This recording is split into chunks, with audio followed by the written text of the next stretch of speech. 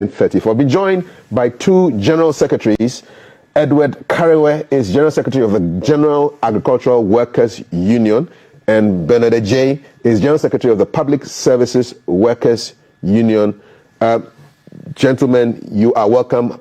Happy Labor Day or May Day to both of you and all the people who you represent. Thank you very much. Thank you, and happy May Day to you too. Thank you. The role of workers and social partners in securing peaceful elections for national development, that's the theme for this year. But before we even speak about that, Mr. Karewe, what does Workers' Day mean to you? What does Labor Day mean to you? Well, once again, good morning to all Ghanaian workers. We salute them, and then we wish them the best of luck. And we want to acknowledge their, hard work in the face of daunting challenges. Today is our day, and today, May Day, has been set aside to recognize the contribution that workers and achievements that workers have made over the years. So it is a day to honor workers. It is a day for us to raise our concerns to the authorities. It's also a day to strengthen our solidarity and unity, and to sound a warning to anybody that workers will remain resolute and united and collective in our pursuit for promoting economic and social interests of workers and then the country. Mr. Adjei, what does this day mean to you? Well, thank you very much, and I join my brother and all of us to wish the hard-working and gallant workers of Ghana and workers all over the world a happy May Day.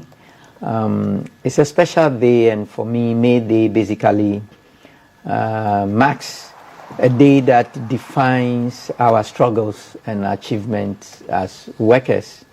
We all know that it's a commemorative day for us as workers, in line with the struggles of our forebears and how trade unionism came to being in fighting and struggling for workers' rights, for economic and social justice. And it's a day that historically we would always want to recall, we would always want to draw inspiration from, because we're also living in times that I would say they are very perilous and difficult times, economically, socially, in our economic life, and the untold hardships that workers find themselves in. So this day that defines our struggles and achievements only reminds us of what our forebears did and what we need to do to continue to protect workers' rights and ensure that there's social and economic justice, not only in our part of the world or in our country, but also in the world over, because it's celebrated all over the world, and we are joining our comrades from other parts of the world to commemorate this day. In over 70 public sector institutions, including GBC, your organization, our members. We have GRA, we have Audit Service, Electoral Commission, NCC, FDA, Standards Authority, Sports Authority, PURC, VRA, GridCo, Energy Commission. You have the Civil Aviation, you have Airport Company Limited, and Centers for National Culture, National Theatre. I can go on. So all the public organizations. Yes, most of the state agencies and institutions. That's quite a number of people. Yes, a number of them. Currently about 70. But in terms of membership, we are a total of about 27,000 membership. Since our formation inception, of course, our coming into being and our struggles are also linked to the total challenges and struggles and achievement of the TUC Ghana as well. But specifically in the public service, we were of course part of the struggle of our independence. As you know, we are part of the struggles for us coming back into constitutional rule. We are also part of many other struggles, including advocating for policies that will promote public enterprises or public sector work conditions of service in the public sector, as well as salary and related issues. We were very instrumental in the coming into being of the single spine salary structure as well. Unfortunately, due to implementation challenges and other difficulties, it has now become a pale shadow of itself. Currently, it is being reviewed. We have continued to support workers' struggle. Currently, in the recent DDP, you notice we were very instrumental. Domestic Debt Exchange Program. Yes, okay. we were very instrumental in ensuring that our pensions are not touched or depleted. Were you part of those who were picketing on the streets? Of course, we were all in support. In fact, my union was very ready to participate in the demonstration that we planned until the government decided to take pension funds out of it. So that was a success for you? Yeah, that was a success, actually. And we were also very instrumental in ensuring that workers are not further burdened with the payment of VAT on electricity, which is a recent struggle. There are other struggles we are continuing to pursue, that is ensuring that public sector institutions are depoliticized and run as professional institutions. I can assure you that we have some of the best personnel when it comes to the various institutions that we are. I'm glad you are saying that, yeah, because sometime last year, towards the end of the year, December, you basically challenged members of society who think that public sector agencies are unproductive and inefficient to put you to the test. Does it annoy you when you hear comments people saying, "Oh, public sector, they are not productive, they are inefficient"? I mean, you don't really see what they are doing. How does that make you feel? It's only, well, we only think that people, first of all, are not truthful to themselves. We pick and choose, and we prefer, very simple and linear solutions to very complex problems that we have that require very holistic solutions. And I have always challenged, anytime I had the opportunity, and I throw that challenge again to our government and any authority, anybody in Ghana who thinks public sector institutions are unproductive, to provide them, one, with the necessary resources and tools they need, provide them with a conducive work environment, allow the boards and management of public sector institutions to run without interference from the political elites or authorities. And I can assure them that public sector workers are ready to. Productivity is not just about employing people and then asking them to come to a place like GBC to come and work. No, that in itself does not give you productivity. There are other elements of productivity that people don't look at. Here in GBC, I'm very much aware of the challenges you have, including in terms of tools, equipment, even cars and cameras to move to event centers. This program, for instance, you could have held it on our May Day grounds, but of course, in the rain? Well, you could always make provisions. There are always provisions made. There are always spaces where you could protect yourself from the rain. But it could have been held there, but you have constraints. No, it's our producers decide to hold the show. Well, no problem. But in your line, the point I'm trying to make and put across is that in your line of work, just as other public sector institutions, you lack tools, basic tools. You lack equipment. You lack financial resources. Some public institutions, I can tell you, virtually have not received anything on which to run. People go to work, they are ready to work. When you go to some of the offices, even chairs, table and chairs to sit on, people don't have. People had to improvise and sometimes use the meager salary they have. They have to dip their hands into their pocket to make sure that they get the work done. But I think we have a beautiful country. We have wonderful institutions with wonderful professionals who have educated themselves to the highest levels that you can think of. Right. And if they are given the necessary support. In fact, I throw salute to some of the chief executives and MDs of some of our public companies.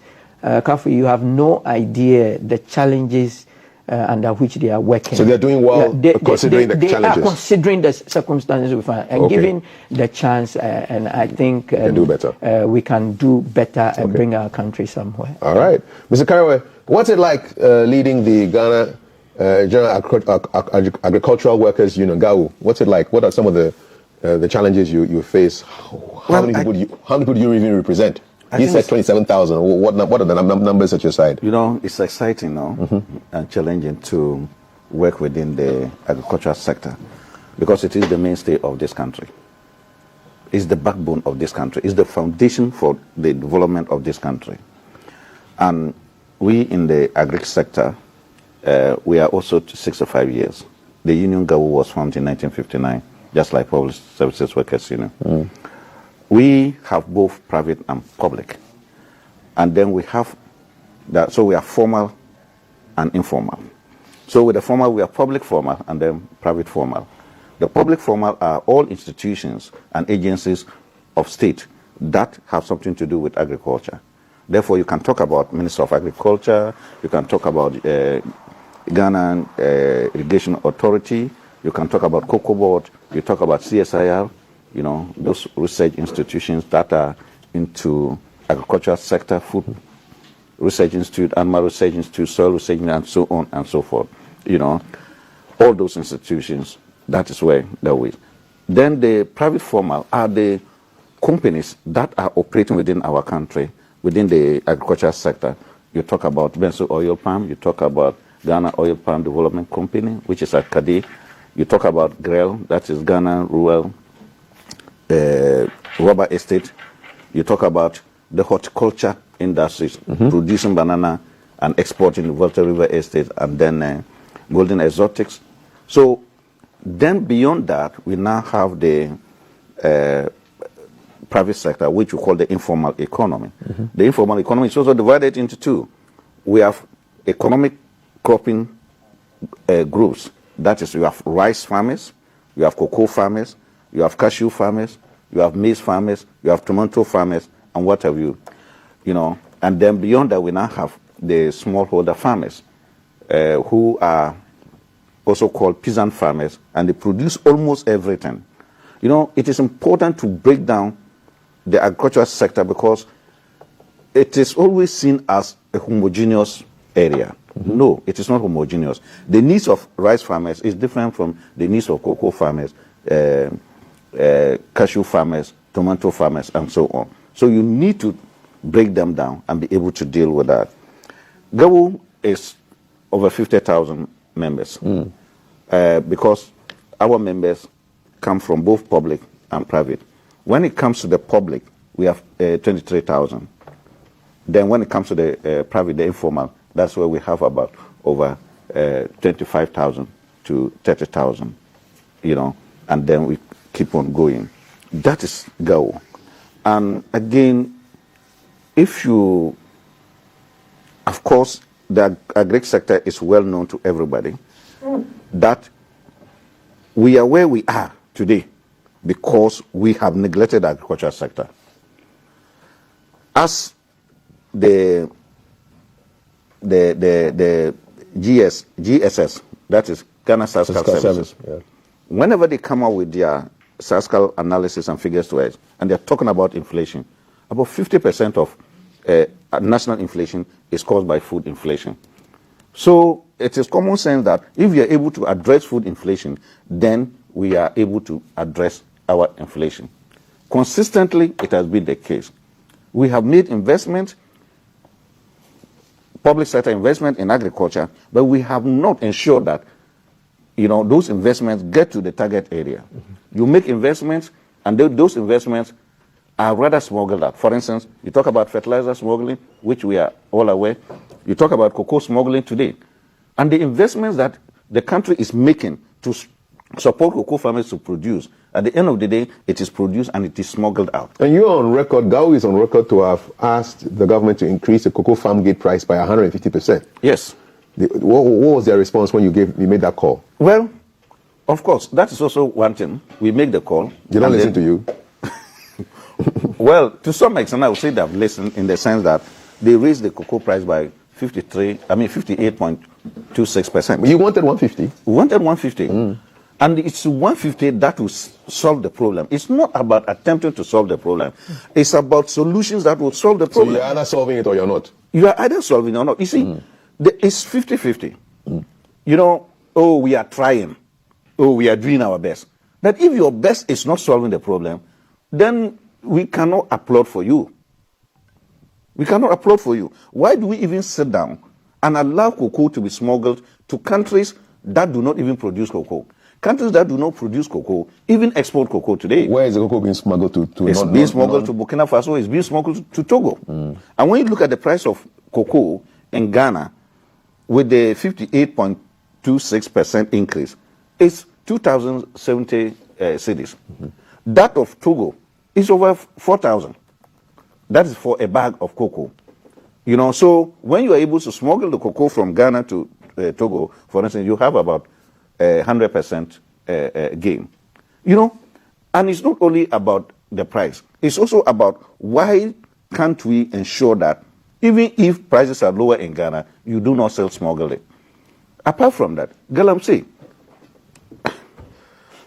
I think that we cannot deliberately, it's a deliberate policy to destroy agriculture beyond recovery.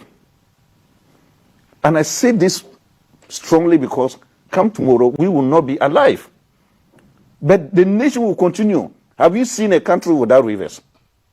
Today, all the rivers within the gold mining areas, the Galamsey areas, are polluted, are diverted, are silted. So it's only a question of time that you find out that there are no rivers. Those rivers will dry up. Beyond that, the forest that we have come to meet, it is older than us, older than our parents. Yet we come and take one day, 1 month, 2 months, 2 years to destroy all the forest. Cocoa farms are being destroyed. Palm oil farms are being destroyed. Any other agricultural activity is being destroyed for the sake of Galamsey. And yet we cannot stop it. So you can see that we have embarked on a trajectory of policy that destroys agricultural infrastructure permanently and irreversibly. So you are on record, GAWU is on record to have said that every week Galamsey, which is illegal mining, which has affected various river bodies, which are represented here, it destroys 20 acres of cocoa farms in the Sefiriosu, Dwaboso, Bia, and Akontombra areas in the Western North region. Now, 20 acres of cocoa farms is equivalent to about 15 football fields. So maybe Accra Sports Stadium, the pitch there, 15 of them. Every week is being cleared away by Galamsey. Beyond the calling for measures, what really can GAWU do, Mr. Karewe?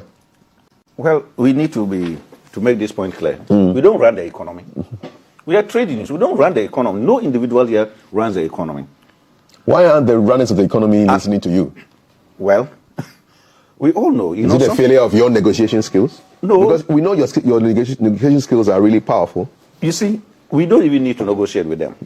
They have got a duty and responsibility under the Constitution and laws of this country to manage the resources and human beings of this country, efficiently and effectively. They have been pampered, pampered. Our publics, those top officials are pampered. Because pampered in the sense that if you compare their conditions of service to other workers, they are pampered to make decisions, to ensure that, distraction is not done. But here is the case.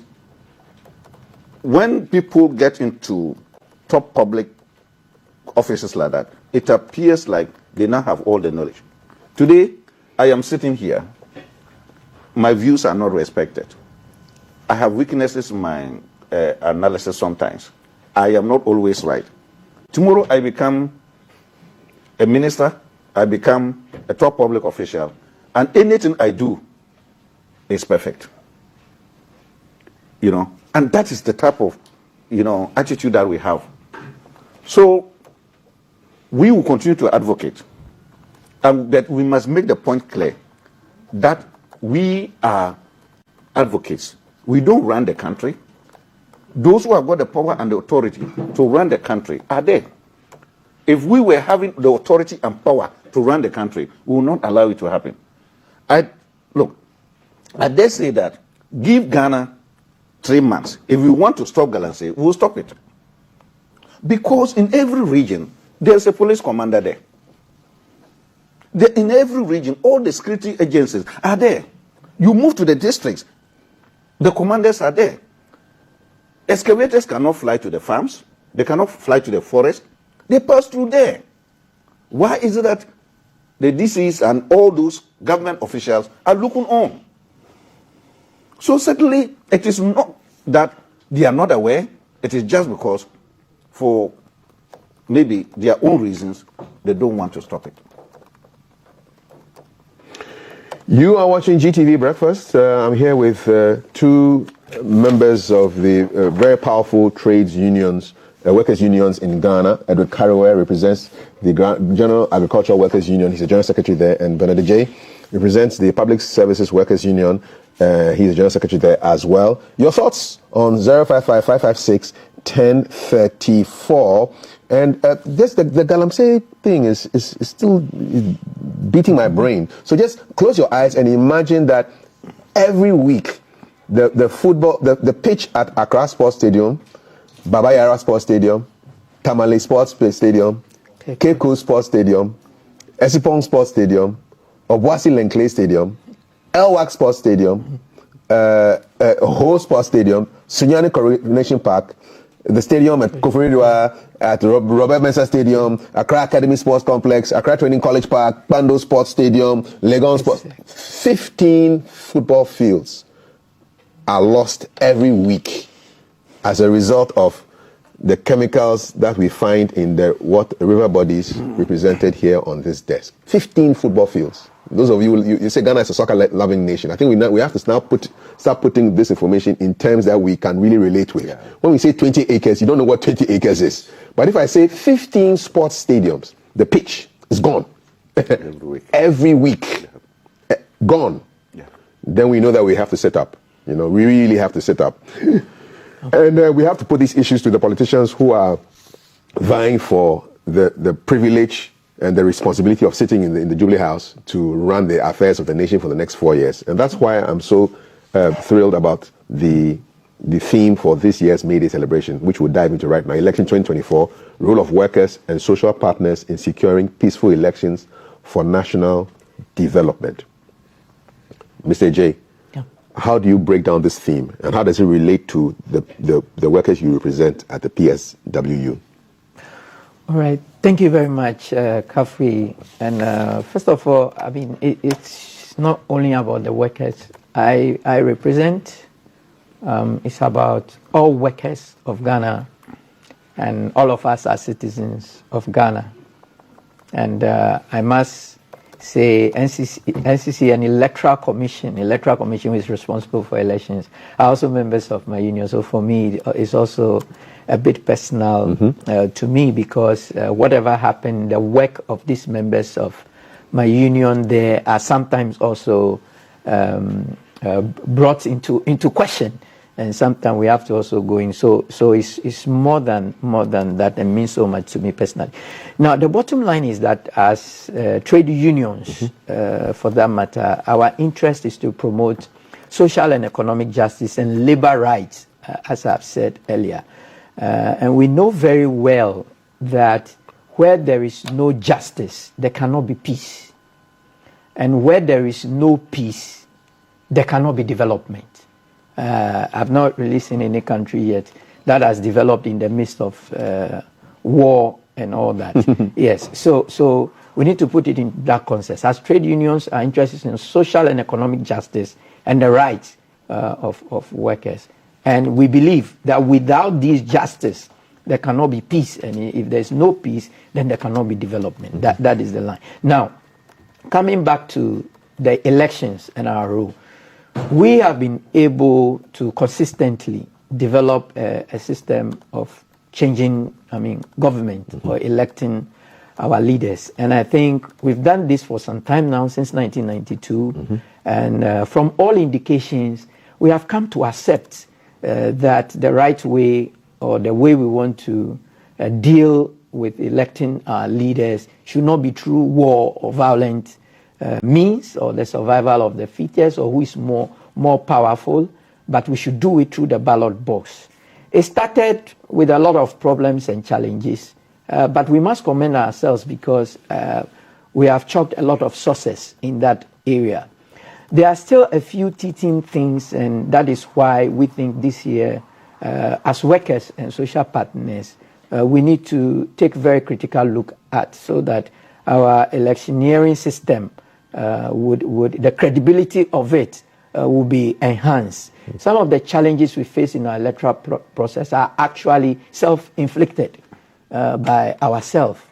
As a country, we have become so politicized that we are getting to the point where we want to kill the other person because he doesn't belong to our political party. We will want to engage in acts, whether by crook or foul means, to make sure that we emerge victorious. Otherwise, going to elect somebody to lead you shouldn't really come with any acrimony.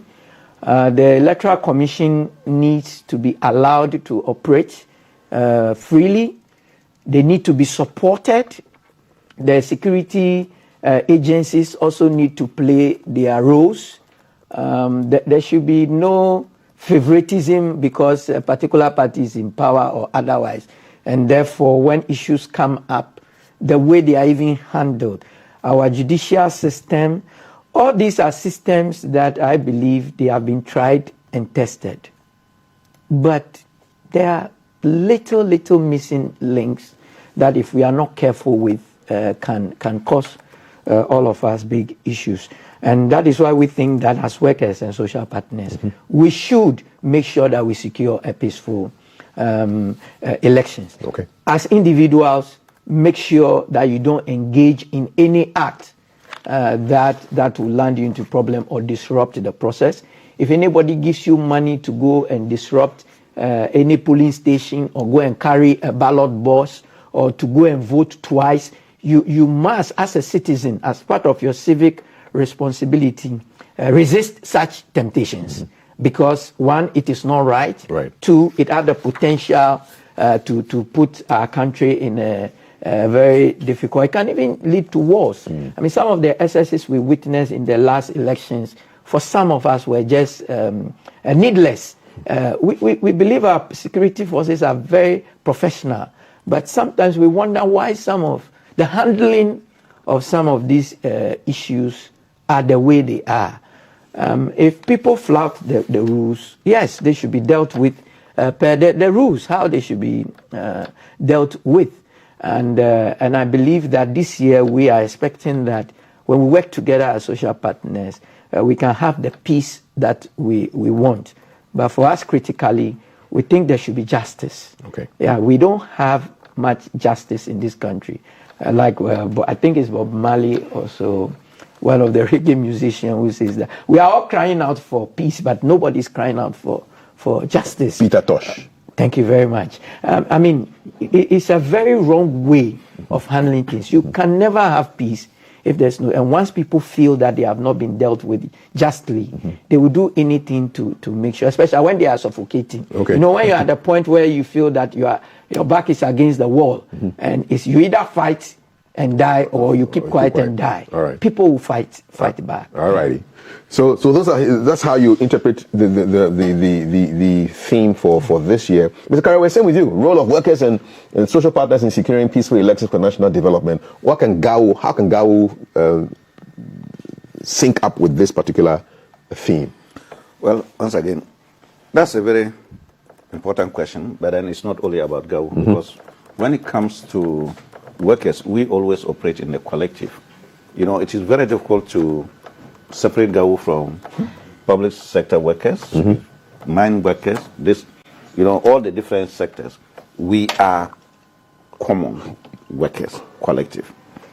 Now, if you look at the independence of this country, it couldn't have been won without the massive contribution of workers. You know, we embarked on the demonstrations, we secured our country, and then we put our energies together to develop the country the way we want. Now, if today we have chosen a democratic governance system, a constitutional governance system for ourselves, whereby we are supposed to be electing our leaders, then we should do that peacefully. Unfortunately, over the years, we've seen, even not only at national elections like we are expecting, but even at party levels, the level of violence that actually characterize the elections. You know, why should, I don't know why we are too wicked as Ghanaians, that just because someone is having a different opinion, you are ready to kill that person, you are ready to maim that person. And you think it's okay. Do we know how much it takes, how much it costs and the time to raise a human being? Just because they raise a different opinion, then they must not leave, you must name them. So there are those things that we think that should not happen. And we have every reason to have this important team, because the previous elections, we saw how, you know, helpless people were killed, and even today, we cannot talk about justice for them. We don't know what has happened to those people. Who is being held accountable for that? You know, and you can just see that from one by-election to another, from party-level elections, violence here and there. You see, so it's only a precursor that the national elections, if we don't take care, it will take the same trend or even be worse. So we are calling on Ghanaians, including the president who is leading us, that we should make sure that this year's election is violence-free. It's violence-free. I'm sure you were monitoring the by-election that just took place yesterday. Yes. In Adjei. Yes. What did you make of this chap who, for example, was caught on camera giving an envelope to some electoral commission officials? We have people on camera saying, yes, we took money from a candidate, but we're going to vote for the other candidate. These are things that are being said and done in full glare of cameras. You see, unfortunately, when they say Ghana is peaceful, or Ghanaians are hospitable, it is only that you can come to Ghana and do all the wrongs and get away with it. Because the laws are clear that you cannot collect money from anybody. The laws are clear that you cannot give money, you know, to influence somebody. But we've seen political leaders who have come out openly and declare that we have done it. Who goes after them? But let you and I. Should be the police. Well, where are the police? Where are the police? Should be the citizens reporting matters like this to the police. What is reportage again? When it is clear, the man has come out to confess. What is reportage? Who can report someone's alleged criminality? Then the person himself coming out to say that I have committed it. Yeah, these are the open ones. One can only shudder to think about what's happening behind closed doors. Yeah, but you see, I'm just talking about the open ones. Open ones, yeah. If the open ones are this and you don't deal with them, how do you then go behind the hidden ones to deal with them? You see, and sometimes, you see, we just have to, I don't know why we are like that. Today, I've had the privilege to come and sit here. I should not use the opportunity to run down somebody. Because tomorrow I will not be here. All our security people, they were once upon a time civilians. When they live long, they will retire and come back. They will be civilians again. The politicians, we've seen politicians who have become ordinary people. You know, you have a V8, you have an escort. Tomorrow when you are not a minister, what then happens? You don't have the V8, you don't have an escort. You fall in the same traffic. So, it's just that we decide, like Bernard said, some of these things are just self-inflicted. And I don't know why we can do this to ourselves. So we believe that this year's election must be violence-free. But I got so much disappointed, very, very disappointed. The way the people we have given power to, including the police. You know, if the police are professionals, we are very good professionals. You can't, we want peace, we want discipline. If I commit an offense now, they should arrest me. Why is it that people will come up openly and do that and they don't arrest them? Why? Who instructs you to do what? When I was watching the cameras and saw the guy moving them, why? You might just go and sleep in the cells. Because what do you even want there? At that place, are you an electoral officer? What do you want there? You are removing envelope to do what? You know, so that person, but yet he's still roaming about. We have seen people who drive on the shoulders of the road. And when the police even arrest them, they tell them that, look, I'll report you to your top officials. I am going to work. Who does not work in this country? When I sit in traffic, when I'm going to work and I sit in traffic, and I hear them, I see them, as if they are the only people who work. All of us. Are we those who create the congestion on the roads? So certainly there's total indiscipline in Ghana. There's total indiscipline. And it is that indiscipline that leads to the violence. The statement, well, the person who was caught on camera saying, allegedly giving money to somebody, says that he has not bribed anybody. He's the MP Kingsley Nyaku, has refuted allegations of attempting to influence election officials during the parliamentary by-election. He says, if I were to influence, then do you think I'll do it in such a public space? That's why I'm saying that I have not bribed anybody. I have not influenced anybody to do anything untoward for my candidate. I have not done that. However, the EC has made a statement and say, our investigations further reveal that the man in the video walked to the table and asked whether they had eaten.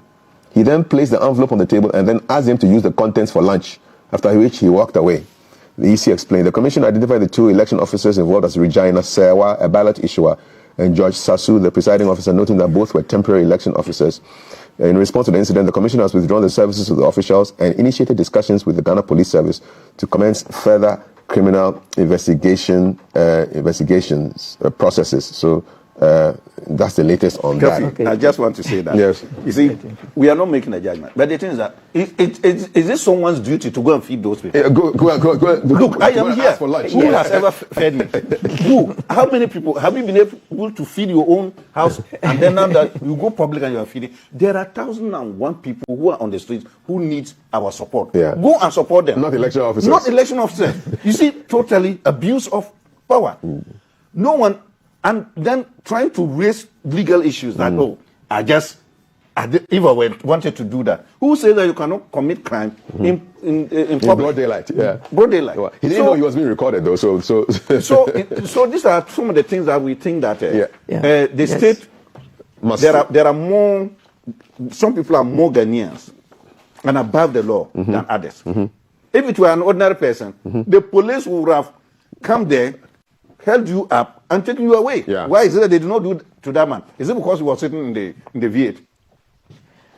And Kavri, I believe in the light of this discussion, that's why our focus is on social partners as well. And there are 3 key or 4 key I want to talk about, which is GBC, your good selves, and other media houses.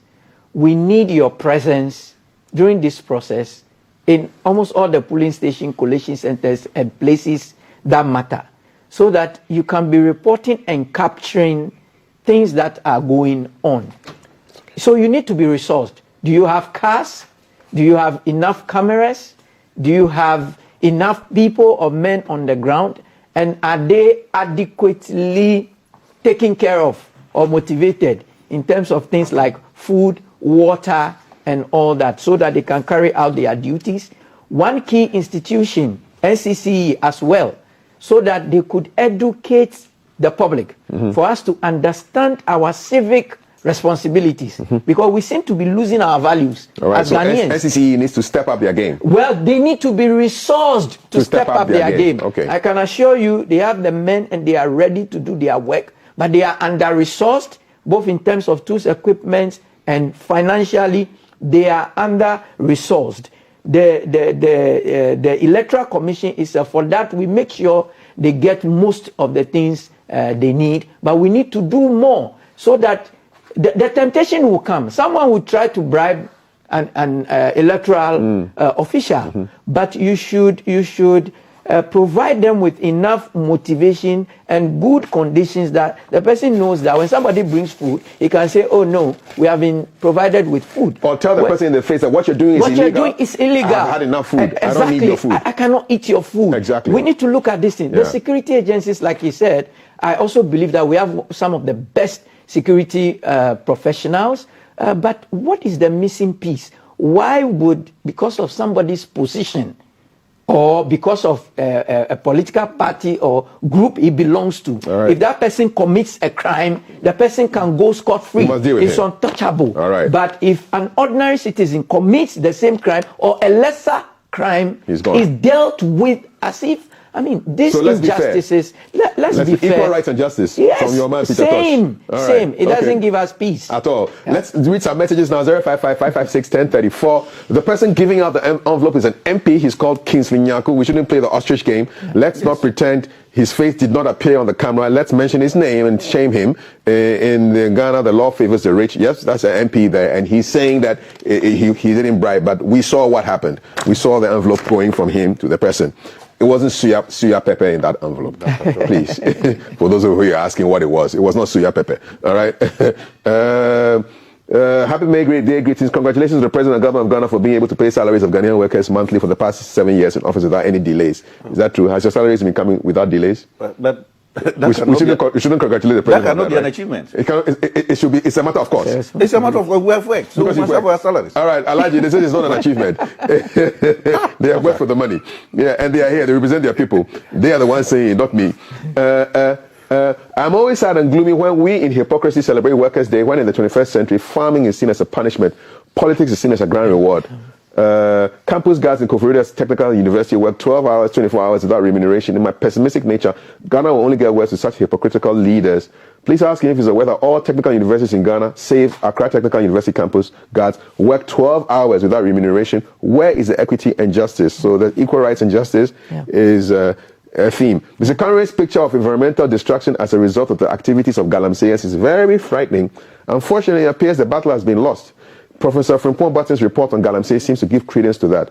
Our politicians are failing us. Remember, every week, the equivalent of 15 football pitches lost to Galamsey. Wow. In the Seshiri also area. 15 football pitches. Accra Sports Stadium, Baba Yara, you name all the stations, 15 of them. Gone. Every 7 days. Okay? Every 7 days. That's how serious it is. Good morning. The way we keep on apportioning blame for the Galamsey menace, it won't help the situation. Go to the communities, the people themselves sell their lands, the chiefs, the business people, the politicians and security personnel are all culprits. Aren't we here that we hear a party's flag bearer was seen encouraging the people to engage in Galamsey? So what is your solution? If we don't find out who is responsible, how do we solve the problem?